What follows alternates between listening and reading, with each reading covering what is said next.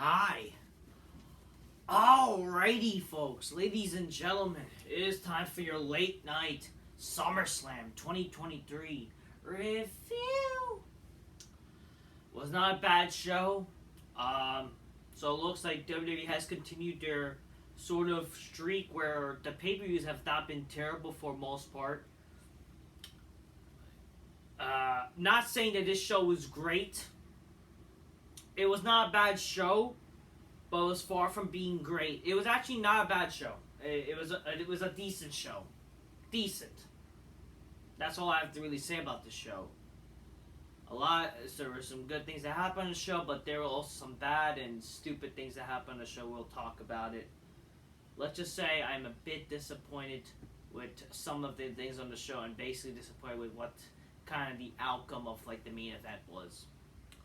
We'll talk about it, and I'll explain why and all that kind of stuff. Grab your Coca-Colas, drink my Nestle. Spy Miss Bitches go, oh shit, oh shit. Yeah. Let's talk about the show there, shall we? All you need to know is that who the fuck is watching AEW Collision?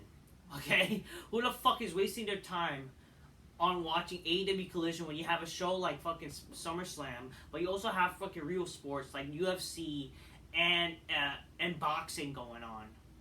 It's fight nights for a reason. Obviously, I do wonder, like, why is SummerSlam or why is WWE like, what? You know, I thought the reason why they're going to do like these Saturday shows, like, is they would not have competition. They would not be doing it when it's like there's like no shows on a Saturday, right?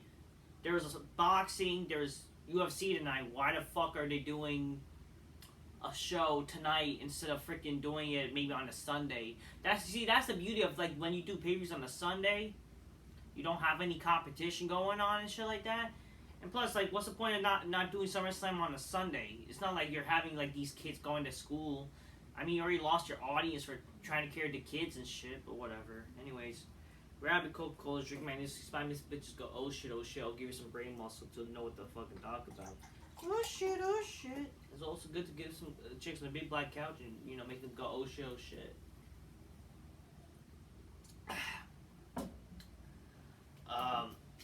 Yeah, it's good stuff. I am very tired, and plus, like, okay, let's start off with something. I thought, you know, because, you know, they canceled these 2 women's matches that Sparks were complaining about not being on the show, even though I kind of understand, but, like, I mean, I kind of understand with the whole Trish and fucking stupid Becky Lynch match, but it's like, whatever, like, I mean, who gives a shit about women's goddamn wrestling or a lot of these dumb matches that even if they're on the show, you know what I mean? Like, won't make the difference. My problem is, like, yeah, this show, though, you know, people are saying, like, you know, but it's like the time constraints. But, like, what are these time constraints? So this show was after 12. It ended after 12. So as I'm thinking to myself, why was this show this long than it needed to be? And this is like my problem with, like, with a lot of these shows or these matches. Like, again, why is this show longer? Like, there's a reason why you don't do WrestleMania this long or whatever.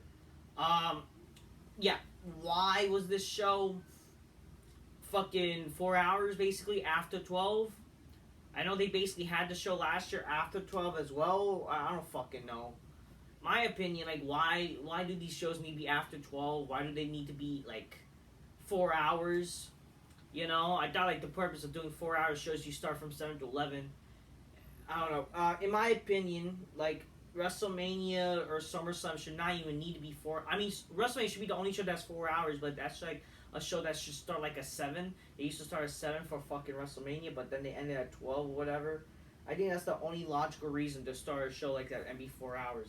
This show was, like, 4 hours, and, I don't know, it was longer than it needed to be. The matches, like, were longer than it needed to be. So, like, if anything, like, if you, like, that's the problem. You need to have some time limits for matches. Not every match need to be long, 5 stars and shit like that. That's just kind of how I felt with a lot of these matches. Like, not a lot of these matches need to be long. It kind of hurts the pace, like, because when they're forcing these matches to be longer, it kind of hurts the pacing or making you care about the certain matches. Just saying. But I'm not saying, like, you know, the matches were bad. They were, like, sure, You know, it just not all the matches were bad. You know, just saying, or things that happened were bad. So it just whatever. It's just my how I feel it. It didn't need to be longer than it needed to be. It didn't need to be fucking 4 hours. That's all I have to say. And some of the matches were longer than they needed to be. There you go. But yeah, SummerSlam, not a bad show. But I have to be honest. It could have been way better. To be fair, also the problem with this show is the fucking build and the booking of this show has been atrocious. The build to this show has been bad. The only real build that had a good build was the Bloodline shit. Let's be fucking for real here. What are they doing with that storyline now? What are they doing? And how does that make any sense what they do with the main event? We'll talk about it. Now, I'm saying I'm hating it, but, like, what are you doing? Anyways. Let's talk about this show, shall we? So the first match, Logan Paul defeats Ricochet in the opening match. He won by cheating, which is like, why did he need to cheat? And he cheated because of some guy that is one of Logan Paul's friends, even though we don't know who the fuck he is. He used the brass knuckles to cheat and hit Ricochet. Like, why did he need to cheat? I mean, if I'll be honest, I'd just rather hit just some Cali win by himself or just something. Again, I like Ricochet, and I'm not Ricochet. I like Logan Paul. I would never like Ricochet, but I gotta give Ricochet credit. This match was definitely really good. I cannot take that away from Ricochet. You know, him being a good flipper or whatever, him being a good little hand, right? This match was actually really good. Logan Paul proves why he's like one of the best like celebrity wrestlers of all time. The guy can go. The guy's built to be a wrestler. This is like his talent. Honestly, this is like his God-given talent. Him being a pro wrestler, it does wonders for him. Maybe he should, and it would be cool, like, if the guy could honestly, like, be on Raw and SmackDown more often. Heck, maybe wrestle on a show. But the overexposing, I don't think so. If you, like, book him as an actual character and shit like that, the guy could be something. He could definitely be one of the best modern. I mean, he is definitely one of the best modern wrestlers compared to these vanilla midgets, compared to all these fucking smarts. Like, and given that this guy honestly has more work rate than all these fucking indie guys from like AEW and shit like that. This guy looked fucking like more legit, and his moves look more impactful. So yeah, he done all the fucking flips. He did some flips in this match, but he also did some good power moves in this match. Logan Paul is a great wrestler, man. And again, the guy is also a former amateur wrestler himself. So, like, you know, he has the athletic ability as well. So it's like, yeah, fuck yeah. Logan Paul, man. Good stuff. But he won with a cheap like we'll say, yeah, great match, bad finish. I mean, that's like, you know, what Smarts would say. I don't have a problem with the match. I'm okay. It's just like, it's kind of weird, like, how they ended. Like, who is this guy? Like, if you're gonna have Logan Paul get help, it should be somebody who's like established as a wrestler or somebody we actually know. Like, why should we? Oh, it's just this guy. Like, how does that make any sense? Whatever. Logan Paul wins. This match opened the show. One of the reasons was because Logan Paul requested this match because his brother was fighting tonight. Which, congrats to Jake Paul. I mean, why am I congratulating? There's a lot of stupid shit that happen in these celebrity boxings or whatever, so what is true or not, you know, let's be honest, there's a lot of stupid shit. Like, as much as I like Logan Paul as a wrestler or whatever, what they're doing, I mean, with the you know what's going on with some boxing shit, so it's like, how you can tell it's really legitimate, whatever. But overall, the match was good. That was a good match. You know, so he wanted to fly to Texas or whatever to go see his brother fight, and, you know, yeah, lucky him, he gets to see him win, I guess. You know, it is what it is. That's kind of why it took so long, too. And also, I watched the press conference, all that kind of stuff, too, all that. Second match. This surprised me that this was the second match on the show, but whatever. Cody Rhodes defeats Brock Lesnar. No stipulation happened, aside from a steel steps that people complained about, which I understand why people complain about it. Come on, it's like not a no qualification match. Again, Cody Rhodes used to steel steps at one point during the match when the match was like on. I would have done again. I just made it a simple no DQ would have been fine, but in a way they did make this match make sense to make this match a sort of like a singles match or traditional rules match because of what they were doing this match to make it this was definitely one of their better matches. I will say that. They definitely used the counter as an advantage type of thing, so it was like, there you go, it kind of worked. Even though it's like, really, like, why even use steel steps then? Maybe you should use it when the referee's not seeing type of deal. I don't fucking know. The match was not bad, definitely.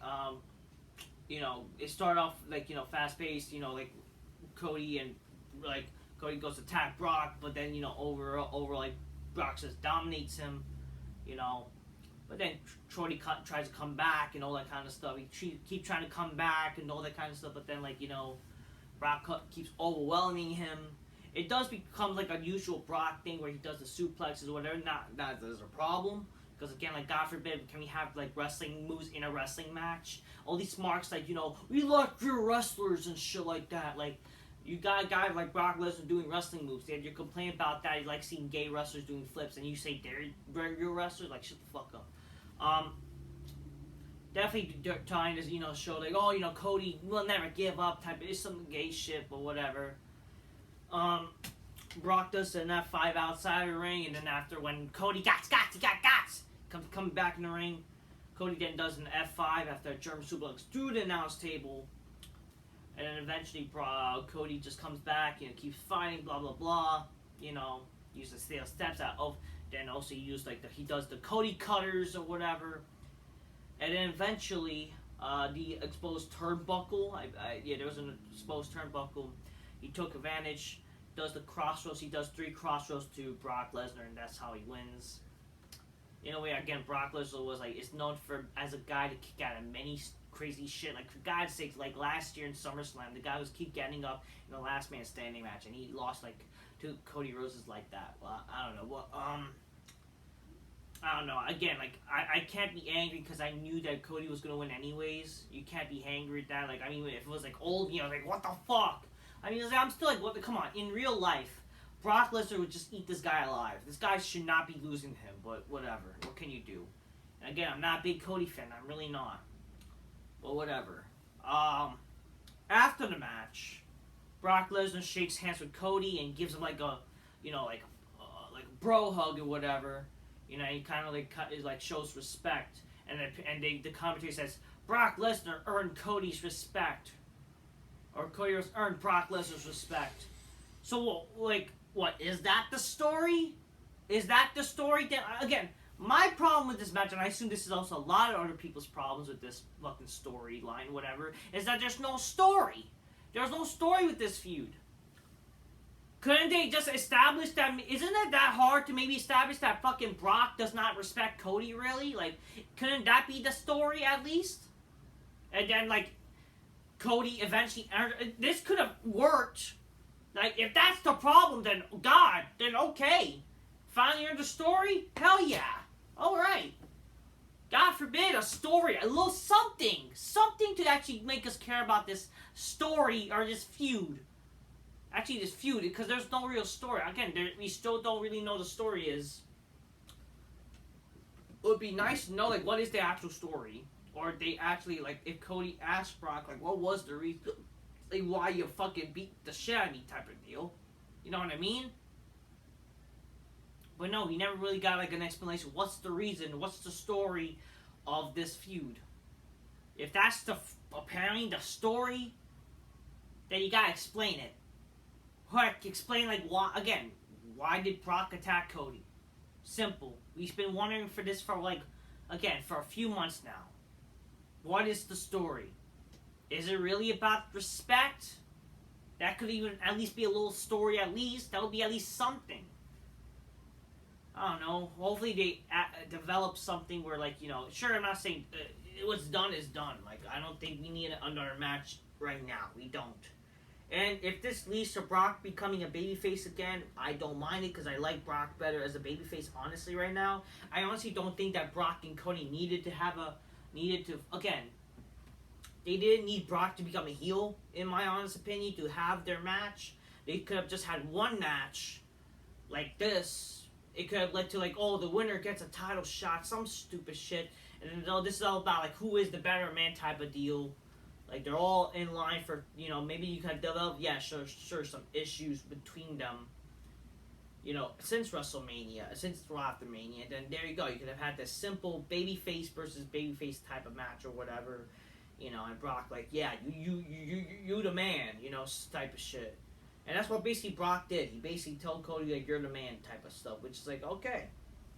It kind of helps put Cody a little over, even though I still think Cody's like, really, you're not that guy, pal. I'm sorry, you're not that guy.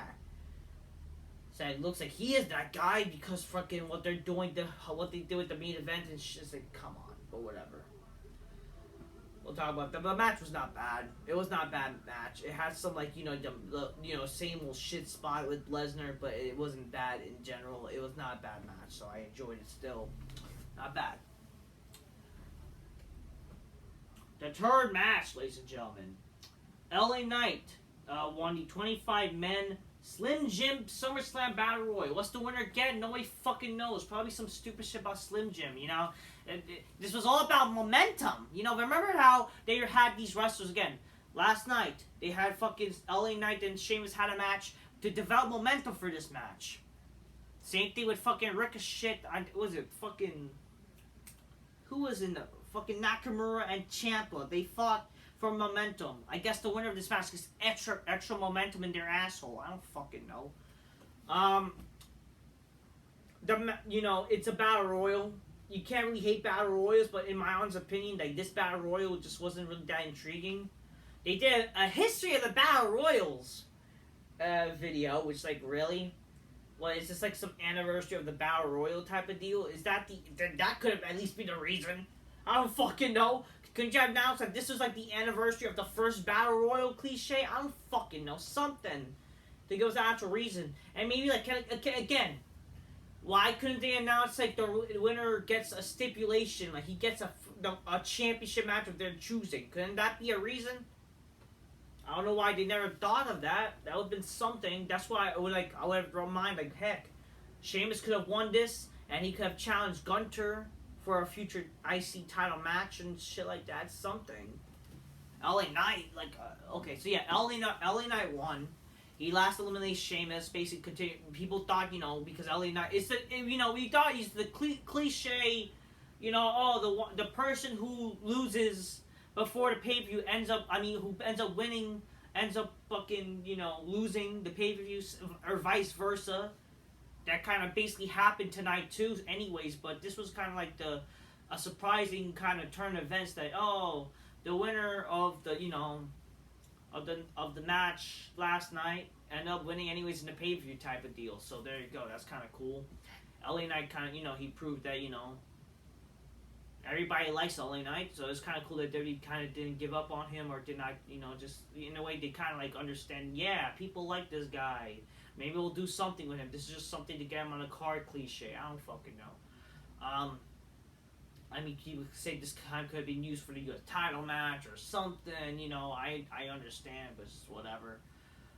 This is why, in a way, I wouldn't have minded even Sheamus winning this, because this could have led to him, challenging, because he would have that stipulation idea, challenging Gunther for, again, I would have the winner of this match challenge for any title they want. You know what I mean?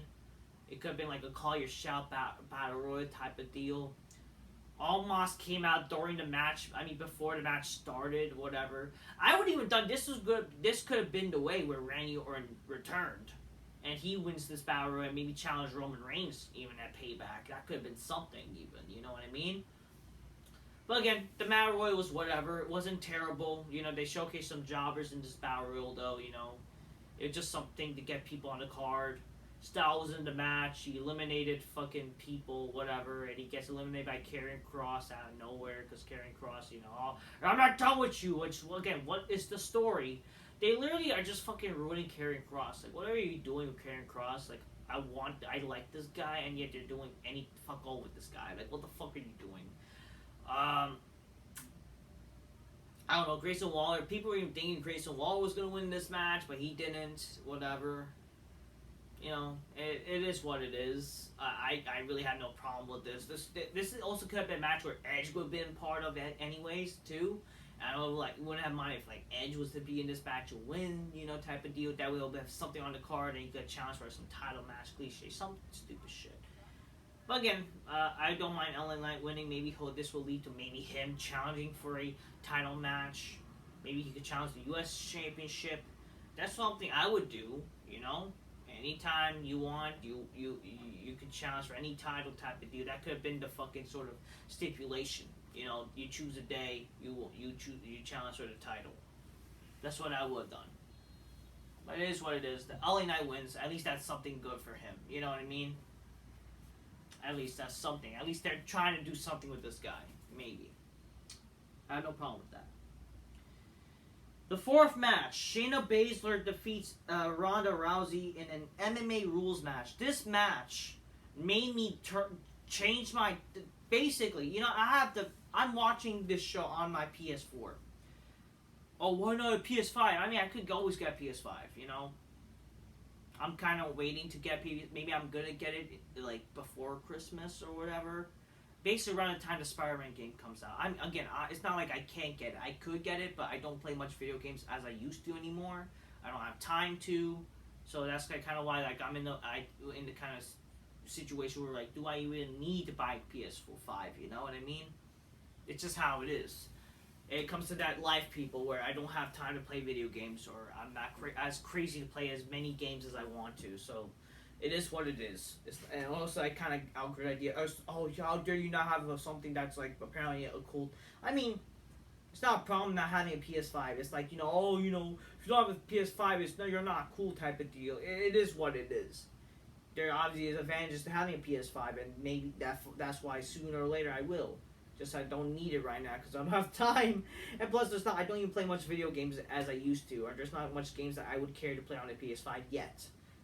Maybe I'll when I get a Spider-Man game, I'll definitely play that on the PS5 and buy it along with other games. Like maybe I'll buy the WWE 2K games. I actually haven't bought, for those who are wondering, I have not bought WWE 2K23. I have not bought AEW, whatever. You know, I actually haven't bought a wrestling game in like 2 years now. And maybe it's kind of the best, you know, because like it's the same shit anyways, so whatever. Maybe the game will get better. I don't fucking know. I don't know. But yeah, I saw this on my PS4. And this match was so fucking boring. Not that I give a fuck about women's goddamn wrestling. Not that I ever gave a shit about this match. But people were talking this was going to be so fucking cool because two MMA bitches, you know, fighting. And it's like, who cares? You know it's fake WWE match and it's not going to be like realistic. This is basically like just a wannabe. This is basically just a fake brawl for all. Okay, this was not. I mean, don't get me wrong. Ronda Rousey is good to look at. You know, she's invited to my big black couch. I don't give a fuck that she's tough or whatever. Hey, I'll fucking definitely seduce her. It's good stuff, you know, on the big black couch, okay? The big black couch and the Zoopster can never be denied. It's not a problem, no matter if you're the toughest bitch in the world or whatever the fuck. I don't give a shit if she's the baddest bitch. If she's bad in the bed, that's good fucking stuff. Bad in the big black couch, that's what I'm talking about. You know what I mean? Just loosen your hair, Ronda. That would be better for you. And get rid of the raccoon eyes. You don't need that shit. But, as with Ronda, and don't get me wrong, it's good to look at her, whatever. Fine, you know. But this match was, what the fuck am I watching? This match was fucking boring. This match was like, what the fuck am I watching here?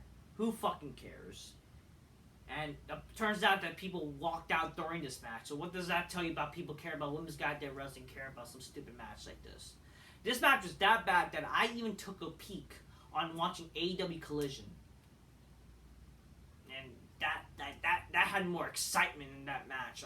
Fucking the match, like during that match, that's when the Punk match happened. Punk and Ricky Starks, gay-ass Ricky Starks. I will do a review of AEW Collision perhaps tomorrow, but I'm not going to watch the whole show. I can't. I'm tired, no. Especially knowing apparently there's jobber shit happen, so who fucking cares? You know what I mean? But again, that match made me fucking change the channel.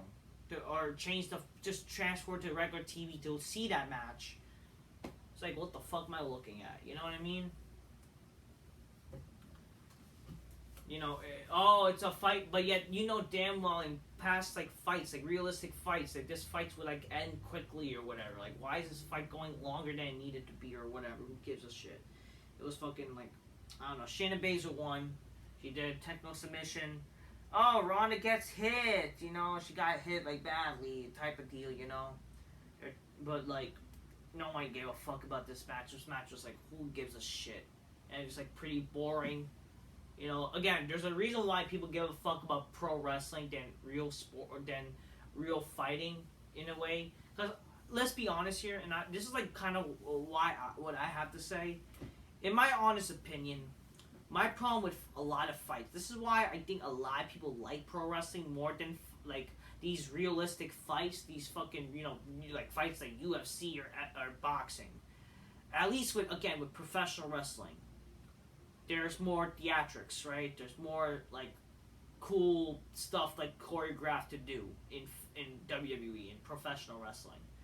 And MMA and boxing, let's be for real here, MMA and boxing can be pretty fucking boring. Because a lot of these fights, like, involve people who are not charismatic and they're just fucking, they're not even doing anything half the time, or it's not even exciting, and you don't really get worth your money, You don't really get your money worth when it's like sometimes when the fight ends like this, it's not even like a good moment. It's like probably a shit fight. Again, that's like kind of thing. The fighters are shit or they're not cool, and you don't really care about the fighters, and the matches like ends up being fucking boring as fuck. Like that's basically what it is with fucking MMA and fight and boxing. That's why I see why people fucking rather care. Again, and this is it. You can't just turn a fucking wrestling company to a MMA fights thing, like shoot fight thing, when it's like we all know this is fake. It's fake too. It doesn't help that it's fake as all hell. It's fake. And you make us pretend to care about an MMA fight. Like, come on here. Whatever. That fight happened, and that was fucking boring as all hell. No wonder they never did an MMA rules match. And people were saying, we need an MMA rules match with Bobby Lashley and Brock Lesnar. Maybe it's best that they never did it. The fifth match, Gunther defeats Drew McIntyre to retain his Intercontinental Championship. I'm not going to lie to you. I was looking forward to this match, but boy, was I disappointed with this match. This match sadly became not really a very entertaining match. So there you go. This is also like, this is the common. This is basically where, you reverse the issue. This is where pro wrestling can get boring. When you, like a match like it could be disappointing like this. And it'll be kind of like, not boring. It wasn't a terrible match, but like, my God, was it underwhelming? Was it really disappointing? McIntyre and fucking Gunther, they did their chops. They did their chops. I'm very tired. Honestly, this show made me fucking tired. Okay, like, it wasn't that great to, like, make me pumped. It definitely made me tired than I wanted to, so there you go. There are the chops, there are a few power moves, but match was whatever. It felt like also they were not doing enough on this match to make it hard hitting. This was not even like a hard hitting match like than the WrestleMania. The WrestleMania match with Sheamus was so much better, far superior. Like that match is like 5 stars compared to this, man. Like seriously, this match just like okay, they're wrestling, they're just whatever. Wasn't really that exciting, sadly. I was really disappointed with this match. And McIntyre even looked disappointed after the match, unfortunately. You know what I mean? The match ended with basically Gunther pushing McIntyre. Like, they're on the top rope. His balls hit the fucking rope. Then Gunther did a splash and does the powerbomb. Like, and that's how the match is like that. Like, that's how the match ended. It definitely looked kind of weak. McIntyre looked kind of weak ending the match, so it's like that's how they ended the match. It's like, holy shit. You know what I mean, people?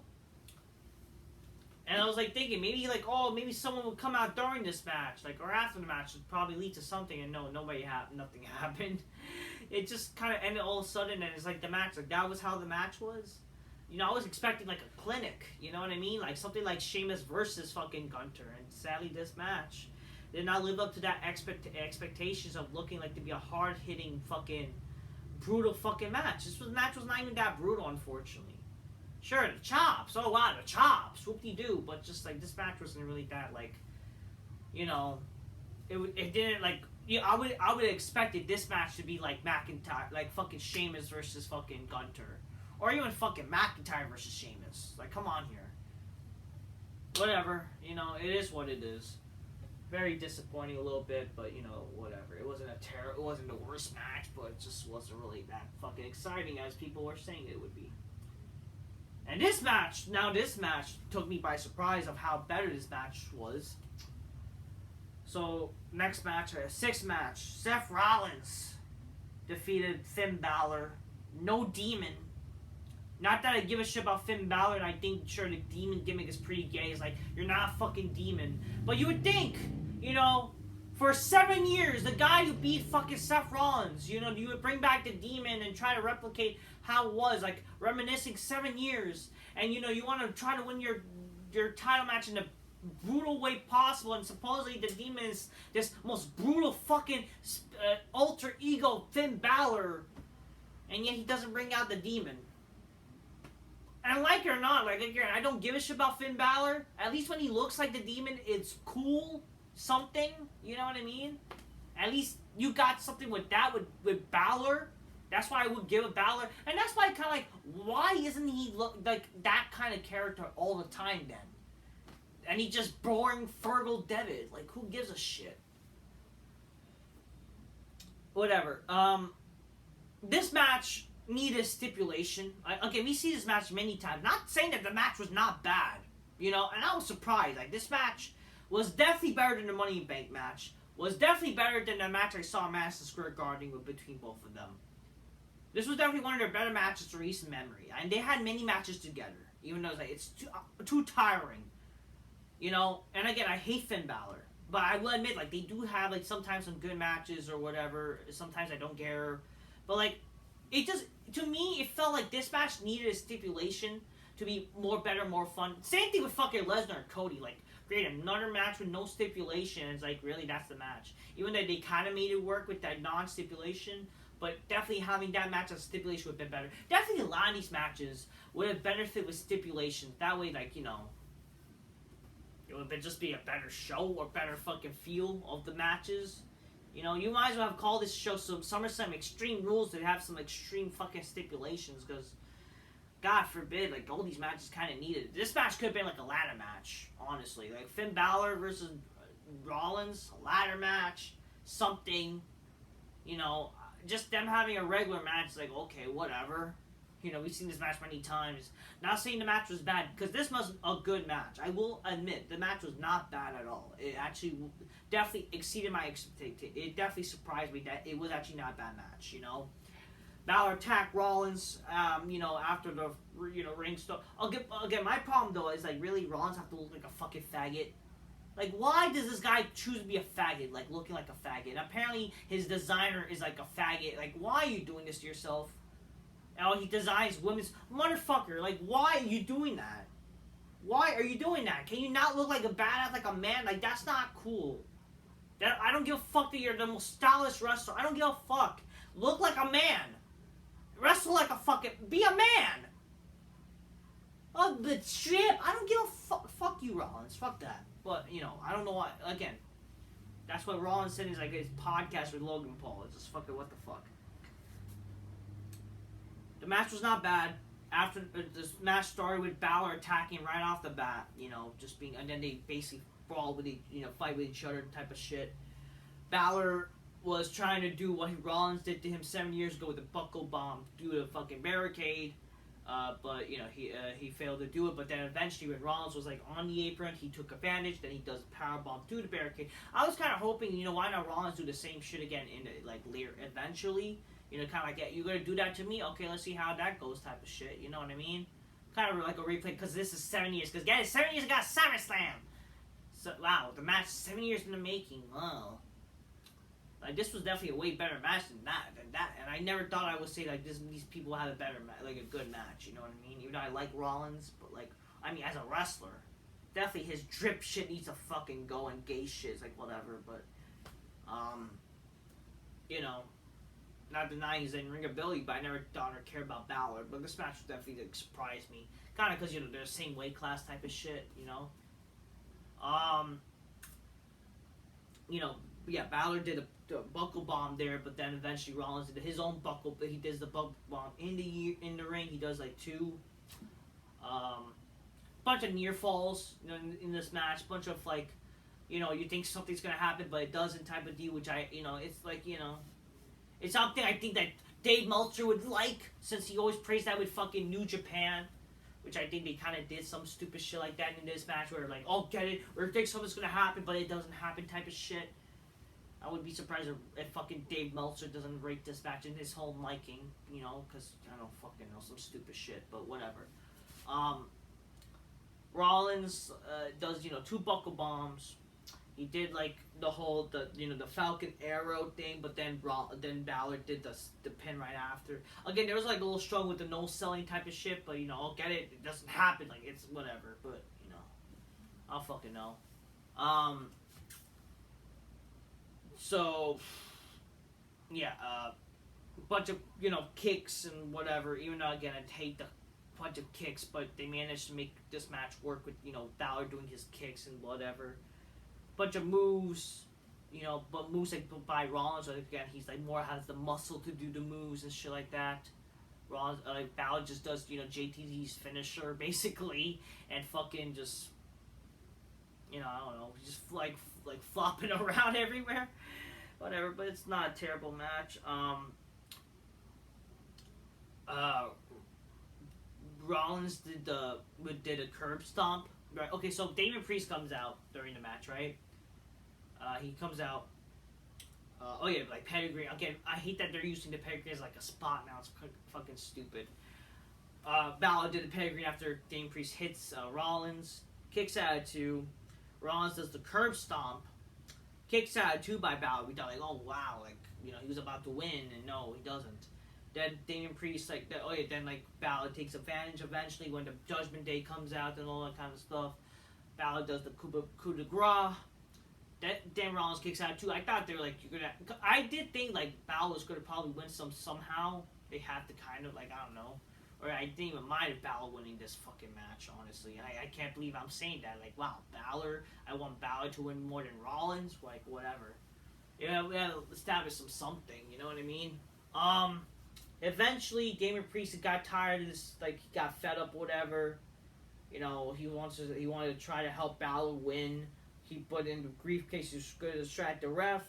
But then, Balor did not take advantage quickly. Curb stomp to the fucking Money in the Bank briefcase.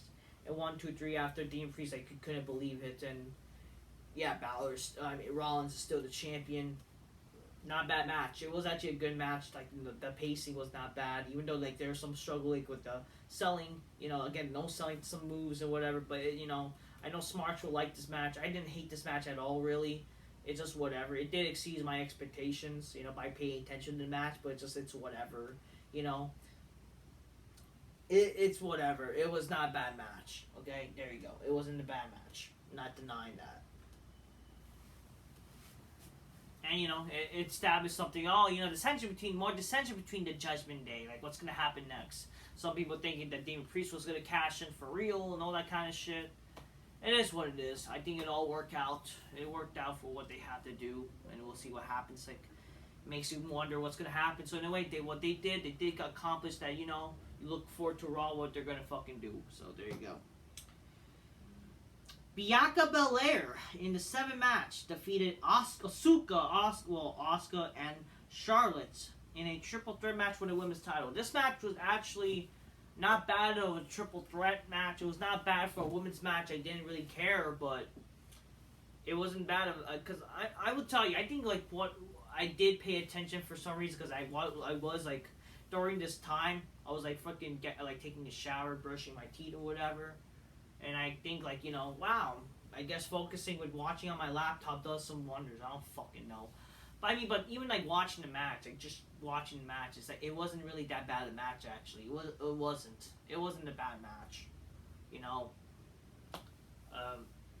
It was okay. It's not great. It's not like a great, oh my god, this is great women's wrestling. It just is whatever. It wasn't terrible. Didn't make me want to fucking, question my virginity. Like, why am I watching this fucking match when I could just fucking whatever? It didn't make me feel like it's just some boring fucking stupid shit. I don't fucking know. It just, okay, it was not a bad match for the women, It wasn't bad. Charlotte did her stupid moonsault, that it's always, I guess, whatever. Bianca Belair looked like she got injured during the match, but apparently it was like a work. We don't know. Maybe she legit got hurt, but like she's still going on and continued, which is good for her. She did her 450 splash, but then kick out after returning to the ring.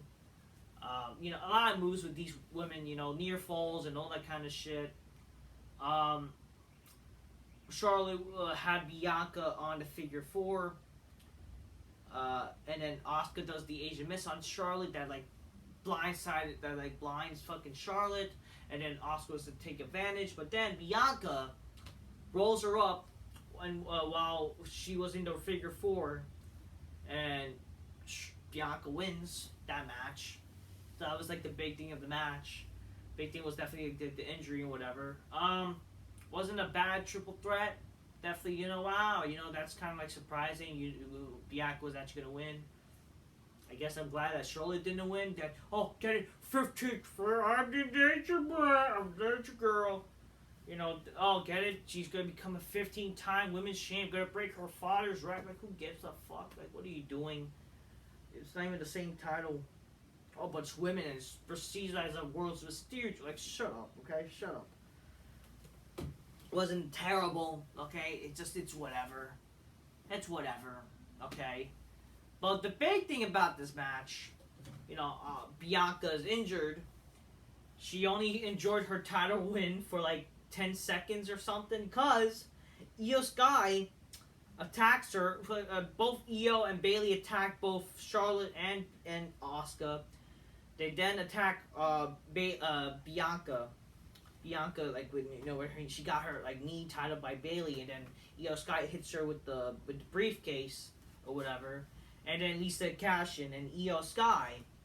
So in the 8th match, Io Sky cashed in her Money in Bank and successfully did it, and she became the new women's champion.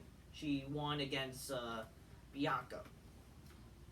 So she lost last night against Zelina Vega in a match, and she all of a sudden becomes the champion. Does this lead to some stupid shit, or maybe Shotzi getting I don't fucking know. Do I care? But yeah, fucking Damage Control. They said this Damage Control their debut last year, and now one of them is the new women's champion. Whatever. I didn't hate it. I'm not gonna lie to you. I didn't hate it.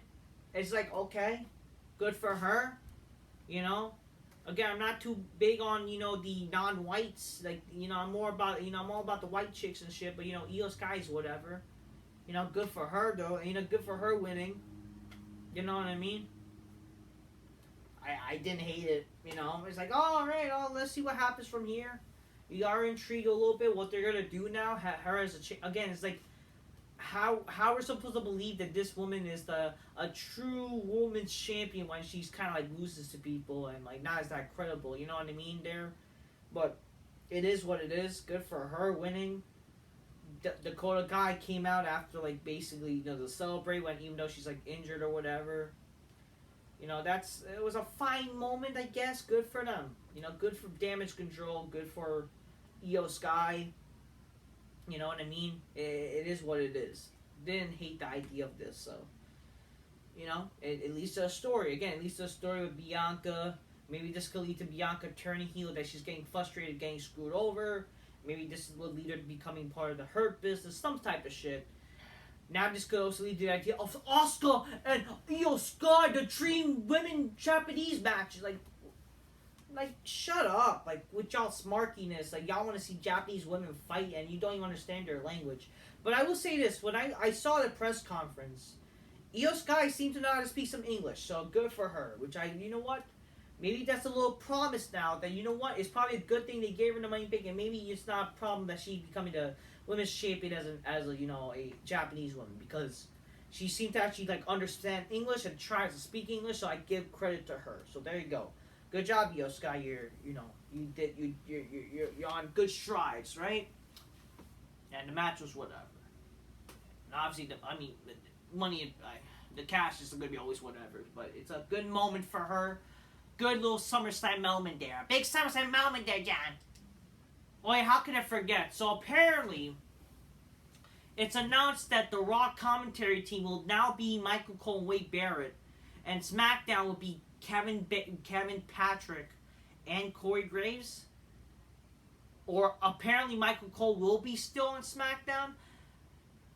Again, I wouldn't have just done Michael Cole be on Raw with Corey Graves and Kevin Patrick, and then you could have just kept Wade Barrett on SmackDown. But again, apparently, that was the rumor, apparently the news, that Michael Cole was going to be on both shows again as a commentator. But apparently he's not on commentary on SmackDown anymore. I don't know what to say. I really don't. I can't believe I'm saying this, but yeah, Michael, you kind of need Michael Cole on both commentaries, sadly. That's the sad thing. Wow, Michael Cole, the best commentator you have now. Isn't that fucking sad? I'm not denying that Michael Cole could be a good commentator. He has improved better, sure.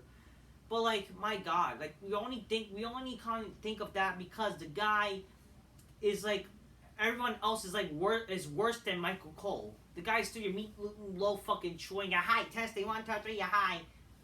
I showed my asshole there, John. Look, oh my, he caught him. Oh, God, what the sportsmanship? Oh, come on. Like, shut up. You know what I mean? And now the main event. I don't know what to go from here. Roman Reigns. Kind of predictable.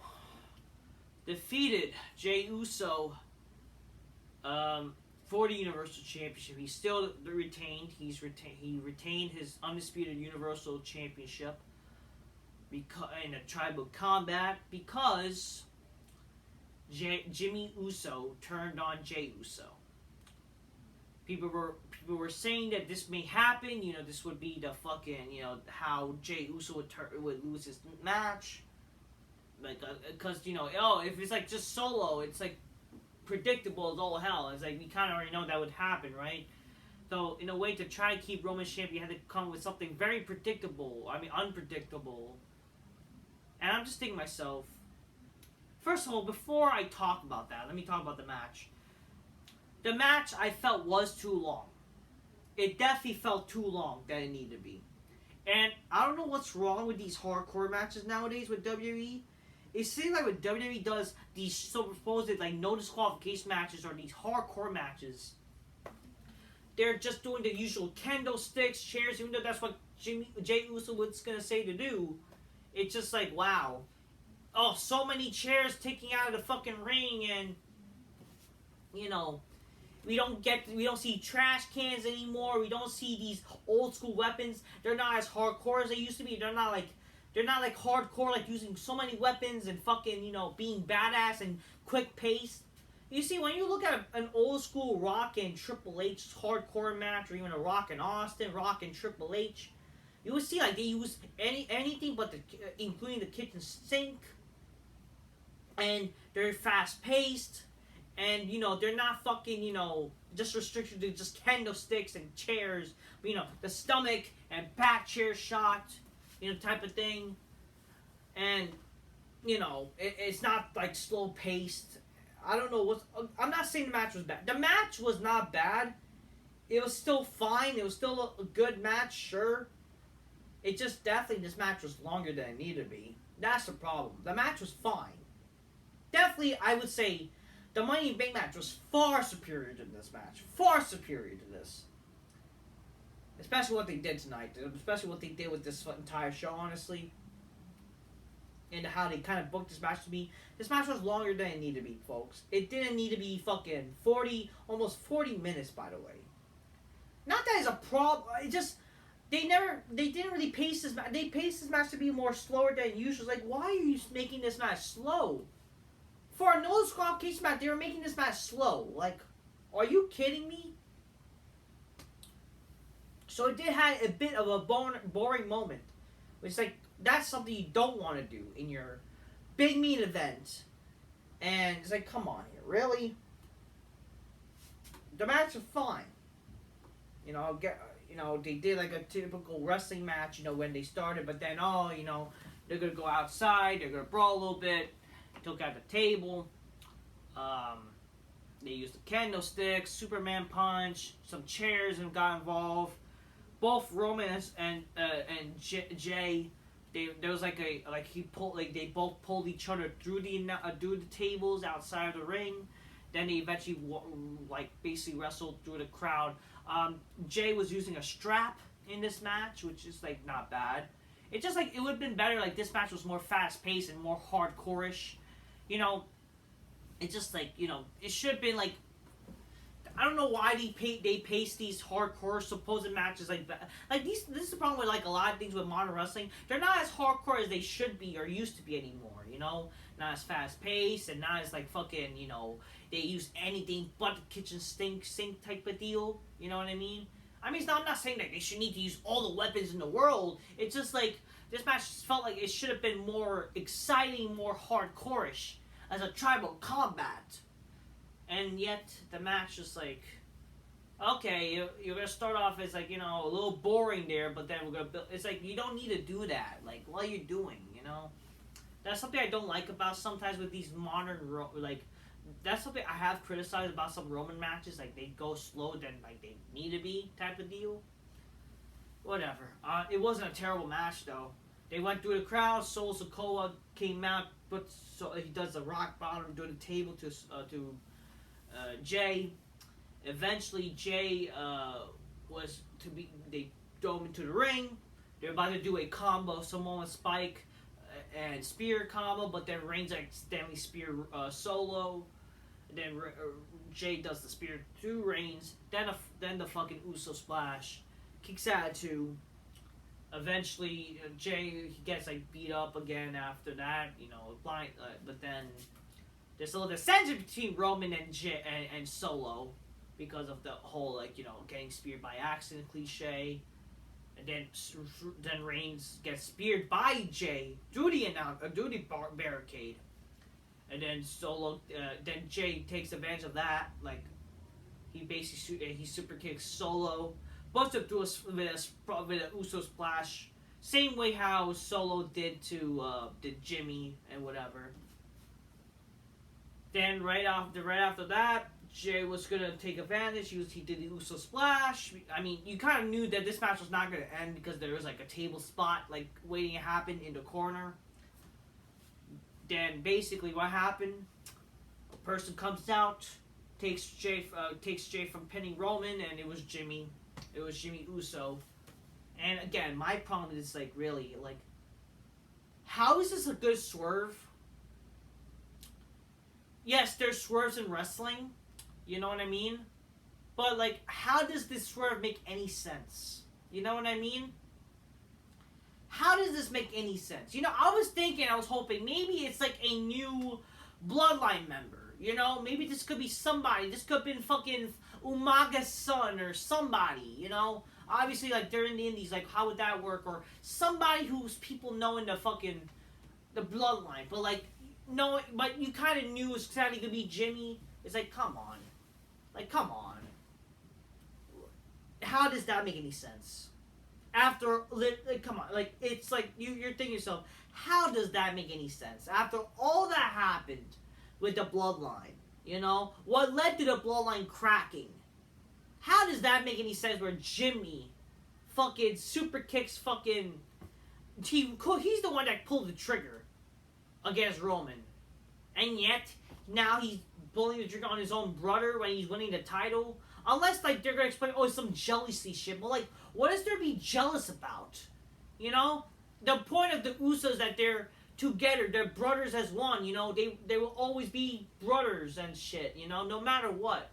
Even though sure that's like a good story to develop, but like then you should be developing that like when it makes sense. Maybe if fucking, Jey was a champion. Why are you doing that when Jey was about to win? And again, Roman and Solo beat the shit out of Jimmy. And yet he's joining them again? Sure, they're doing this, maybe he's not joining them again, but he just hates his brother for some dumb reason. Like, he's jealous of him type of deal. But like, how does that make any sense in my opinion? How does that make a lot of sense?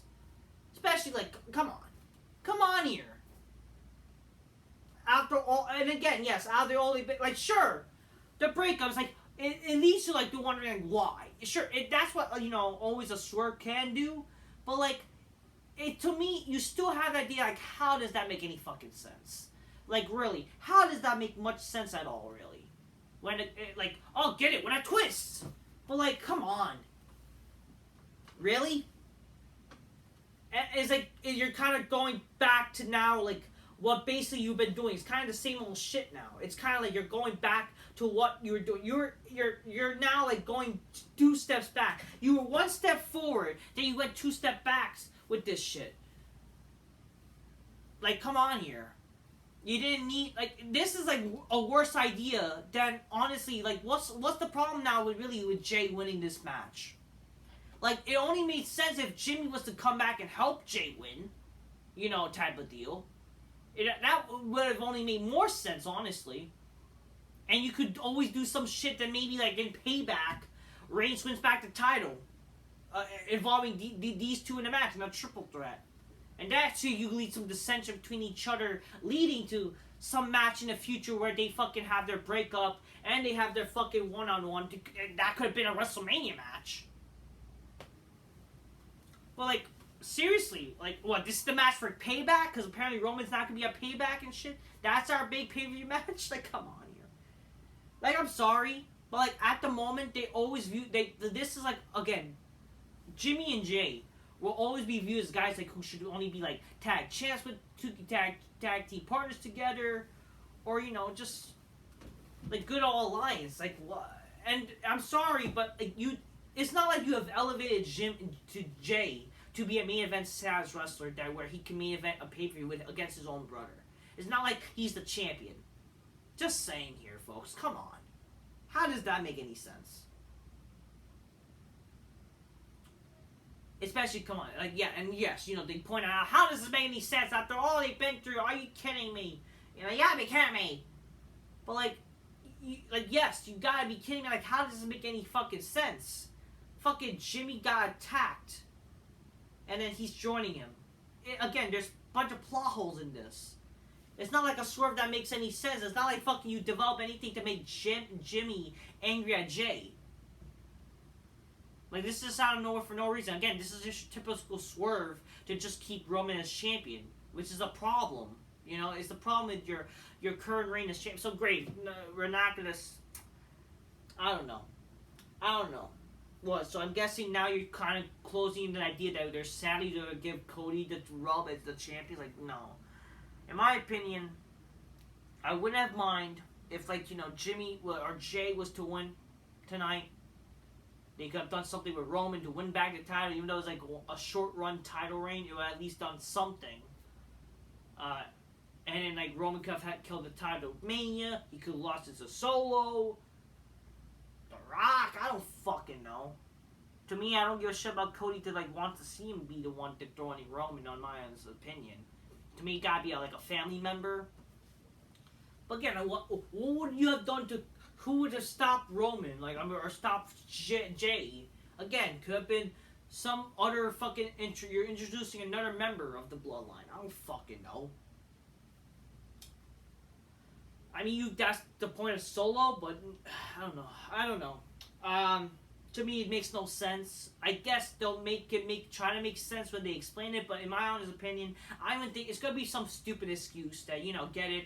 You know, I'm jealous of you type of shit. You know, like, what is there to be jealous for? You guys fucking left the bloodline for a reason. You guys have the opportunity. You should support each other type of shit. Like, it's going to be a typical jealous storyline now, probably. And what? Are you really going to bring Jimmy back into the bloodline now? Like, I don't know. I don't know what to say. I mean, the swerve. Like, imagine Sammy being a swerve. That would have been something, too. Wouldn't that have been something? Fucking Sammy being a piece of shit. Even though, like, you know, why, again, you would wonder why, right? But, again, in a way, you kind of understand if Sammy was to do that, you would understand more. Because, like, he actually wants to feel like a family, right? Even though you've done this whole arc that Sammy left the bloodline for a reason type of shit and helped led to Jimmy and Jey leaving. Right? Again, in my opinion, what would have made more sense, like, just have... Again, I was even kind of hoping when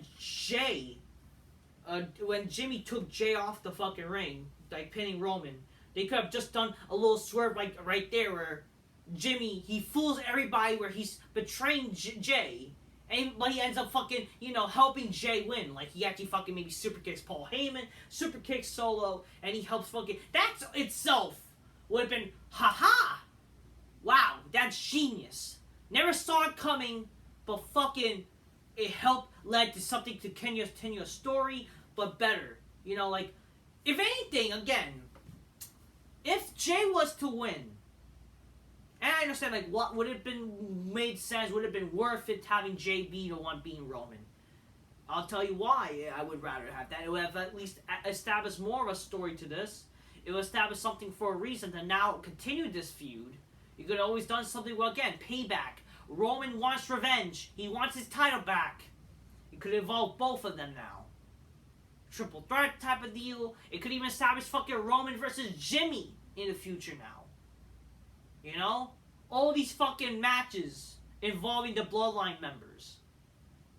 The feud it is, the story, the match you could build for these pay-per-views up until WrestleMania. And WrestleMania could be the final point where, like, Roman completely is, like, his downfall against Solo, maybe even The Rock. Maybe it could be both nights. One night versus The Rock, one night Solo.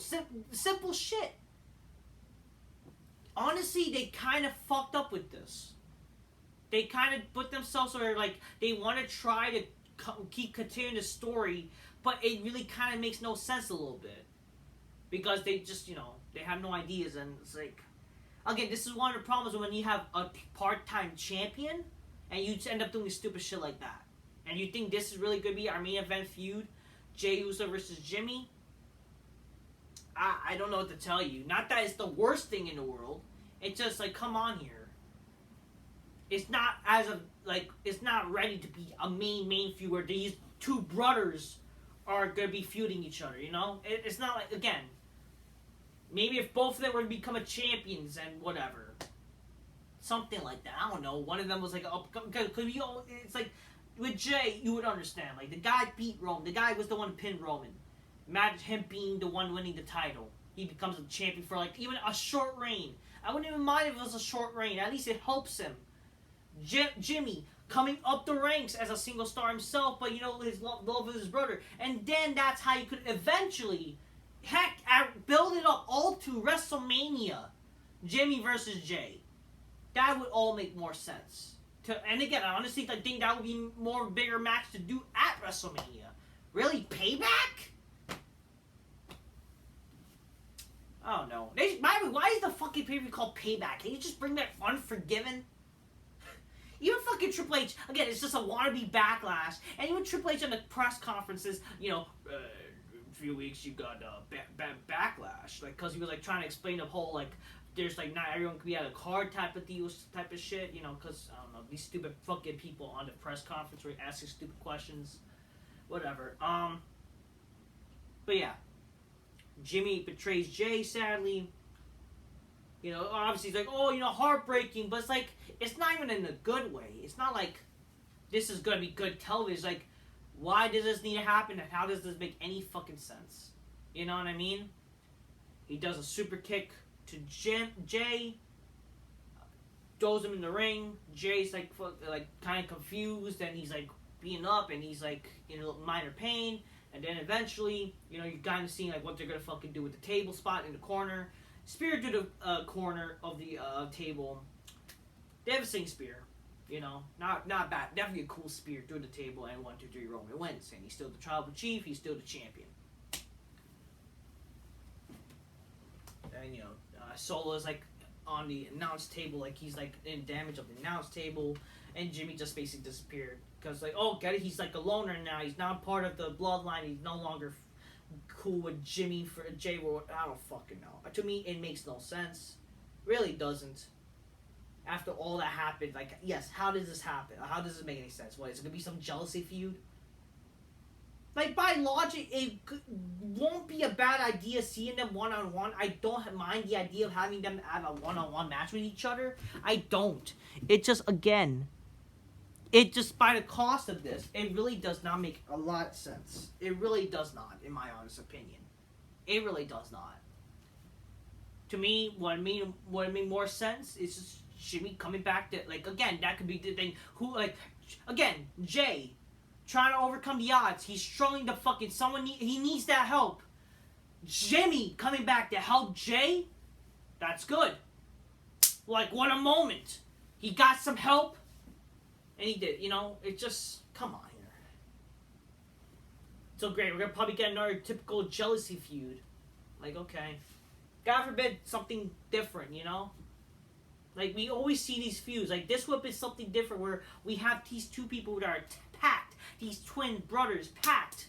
No matter what. You establish that, again, when you're kind of teasing them breaking up. Like, you kind of tease that with Jey. What would Jey decide? Will he decide his brother or the bloodline? And what, like, they establish that they have that pact. No matter what, they're not going to break up each other. Now you kind of threw that out of the fucking window. Why? Because you have no other ideas? To establish this, you're running out of ideas with this bloodline thing, I guess. That's the problem. Darn shame. Darn fucking shame. And to think that this was... Again, this is the problem with the bloodline storyline. Not that I'm saying it's not bad. But let's be honest here. This kind of helped ruin it a little bit right now. You have a lot of work to do to make this still intriguing. But again, this is the problem when I'm not saying it's the terrible... It's not, obviously, it's not bad. The storyline is definitely one of the best things in WWE currently today. It is. But the only reason why, because it's like literally the only storyline that actually exists in WWE currently.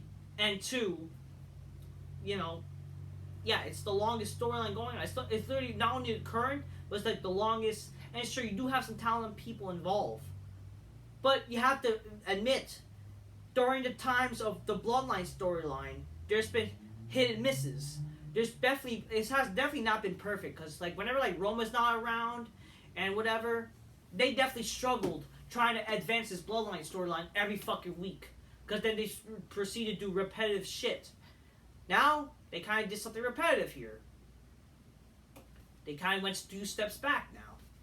You see, it was okay that back at WrestleMania, Jey was to get back with the Bloodline, because, for that match with Sami and Owens, he always will believe, like, in family no matter what. Sure. All that kind of shit, right? How does that make any sense now? When, literally, like, they see for Roman what he is, and yet that still costs, like, Jey the match. Jimmy, because of jealousy or some stupid shit. I don't know. Overall, the match was fine. It definitely was had its boring moments, unfortunately. So it's like a bit disappointing. But the match overall was fine, Even though, like, the kind of finish, but it's like, sure, something happened, but it's like, did that need to happen? Did that finish make sense? Again, I'm indifferent to how I feel about this, honestly, because, like, really, what are they going to do with this, honestly? That's the thing. I'm like, what are they doing? At this point, honestly. In my opinion, I don't like the finish. Don't like it, really. Not the worst thing ever in the world. At least it's something, but it's like, really? This is what they did? And it doesn't really make much sense to me at the moment, so there you go. Overall, SummerSlam 2023. An okay show. Decent show. Thank God it wasn't the worst show of all time. It wasn't the worst, boring, whatever, bad show. But unfortunately, this show, I thought it could be way better. To be fair, I did think, like, I was kind of thinking, like, this show may have not been great because of the build and whatever. Wasn't the worst show. Thank God it wasn't bad or terrible. Wasn't the worst pay-per-view I've ever seen.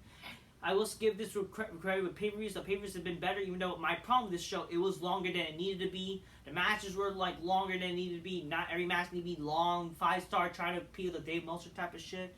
But it wasn't terrible. It was okay. It was a decent show. There were good matches. There were good things that helped. I enjoyed the show. But my God, I'm not gonna lie to you. That ending, Kind of like, really? Did that need to happen? Even though it was kind of, yes, it was predictable. People were saying that was going to happen. That might be a case. And it was like, really? Did that need to happen? Did that need to be a thing? Because in my opinion, it makes no sense. It really does not. Maybe let me try to make some sense of it as they go. But at the moment, it does not make any sense to me. You know, sure. Oh, but there's been other swerves before. But like, it's got to be shit that makes sense, people. Okay? It's got to be shit that makes sense. Oh, McMahon being the higher power. Like, how does that make any sense? Well, again, Austin hatred for McMahon. At least that's something. You know what I mean? Even though, sure, I'm not saying it's great, but at least like you understand because they're a hatred. There never was a clear like Austin and McMahon that they respect each other cliche type of shit. You know? They could have done way better with the higher power thing, sure, but you know, it just not everything is perfect, right? But I don't know. I think with wisdom, if you had better writers, maybe like if Russo's to write this, I guarantee you would not have done that. Every fucking week, it would be advancing. Every story would be better. I don't know, just saying. But overall, like, kind of that ending, like, nah, does not make much sense to me. Just my honest opinion. I'm just keep real though. Get your games, close the magnicity, by Miss Bitches go oh show shit. That was SummerSlam for you. I'm just going to say, kind of tired from this show. That was SummerSlam. Decent show. Think it wasn't good thing. It wasn't the worst show, but it definitely had its not good moments. That's what I would say. So it wasn't the worst. It was all right. It was an all right show. So that's all I have to say. All right. At least shit happened, right? It's just like I will give credit. At least things happened. Like for a year now, all these previews, things happened. So I can't really complain much, I guess, right? But we'll see what happens. Till next time, everybody. Peace. Yeah, bye. That was SummerSlam. Take care, everybody. Till next time. Peace. Yeah, bye. Maybe this will lead to something with the Uso becoming something, but I don't know. I don't really believe that. Not at the moment. But hey, that's SummerSlam for you. Till next time, buddy. Peace. Yeah, bye.